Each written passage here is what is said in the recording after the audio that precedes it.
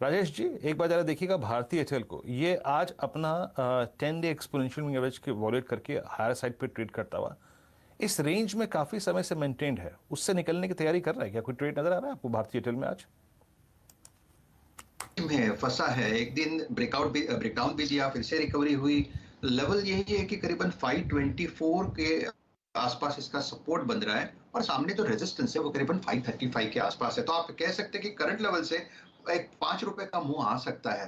5 रुपए ऊपर, 5 रुपए नीचे, यही इसका ट्रेंड है। तो मुझे लगता है it's better to skip this trade. यहाँ पे थोड़ी मोमेंटम जो है, रिलायंस तो है ही, लेकिन आप थोड़ा ये देखिए जुबलेंट फूड। कहीं ना कहीं मुझे लगता है आज जुबलेंट फूड में एक अच्छा पुल बैक आ सकता है। 2915 के आसपास चल रहा है। 2875 का स्टॉप लॉस होगा, एक स्ट्रिक्ट स्टॉप लॉस रखे, और मुझे लगता है करीबन 2980 3000 तक का टारगेट लेके काम करें। फिलहाल ये काउंटर्स आपको वीरेंद्र जी मार्क करते हुए देख रहे हैं। देखते हैं और किधर मोमेंटम आपको बनता हुआ दिख रहा है निफ्टी के 500 इंडेक्स में। रिकॉर्ड हाई आपको निफ्टी का मेटल्स इंडेक्स दिखा रहा है। डायरेक्टर साहब लेके आइए कॉपर फ्यूचर्स, अगर आप दिखा पाएं स्क्रीन पर। हाईएस्ट लेवल सन 2012 से, यानी कि लगभग आपके सामने यूं समझिए कि 9 साल का हाईएस्ट लेवल आता हुआ दिख रहा है कॉपर फ्यूचर्स पर। और इसीलिए ध्यान दीजिए हिंद कॉपर पर। हिंदुस्तान कॉपर आपके लिए प्रस्तुत करता हूं चंदन तपड़िया साहब। 143 144 प्राइस मेरे सामने चल रहा है। बताइए चार्ट्स पर आपको किस तरीके की वेलोसिटी आती हुई दिखती है इस काउंटर में। 145, और आप समझिए कि कोई खास वॉल्यूम नहीं। अब 18 लाख शेयर ट्रेड हुए हैं हिंद कॉपर के। बताइए क्या करना है।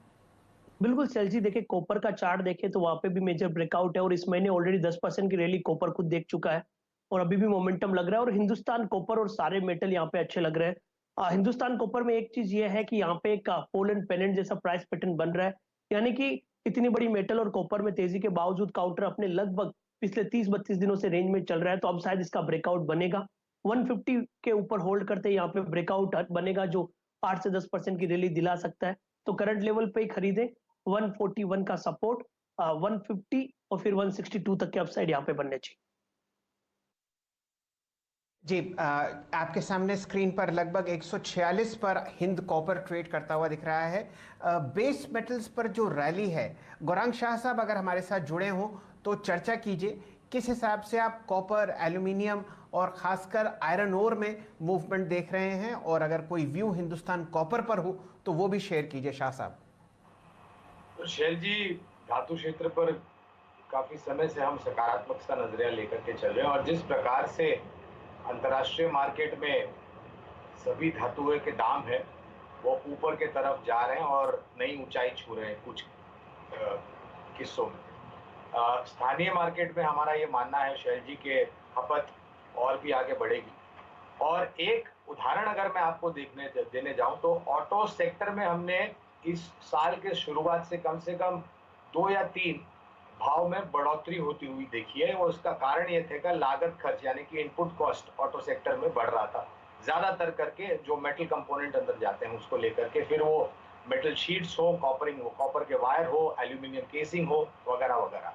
तो अगर ये परिस्थिति अभी हमें दिखाई दे रही, तो जैसे जैसे एक न्यू नॉर्मल बैठ जाएगा और जैसे जैसे परिस्थिति में सुधार होगा, मुझे लग रहा है कि धातु क्षेत्र को भले पिछले महीने 2 महीने में काफी ऊपर के तरफ के दायरे देख लिए हो आपने कुछ धातु क्षेत्र के शेयर में, लेकिन इसका ये मतलब नहीं है कि यहाँ पर अब रोक लग गई है।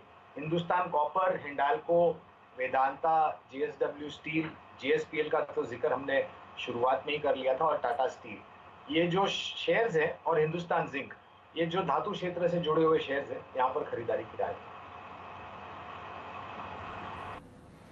चलिए, आपके सामने 146 के आसपास 5% ऊपर हिंदुस्तान कॉपर ट्रेड करता हुआ दिख रहा है। और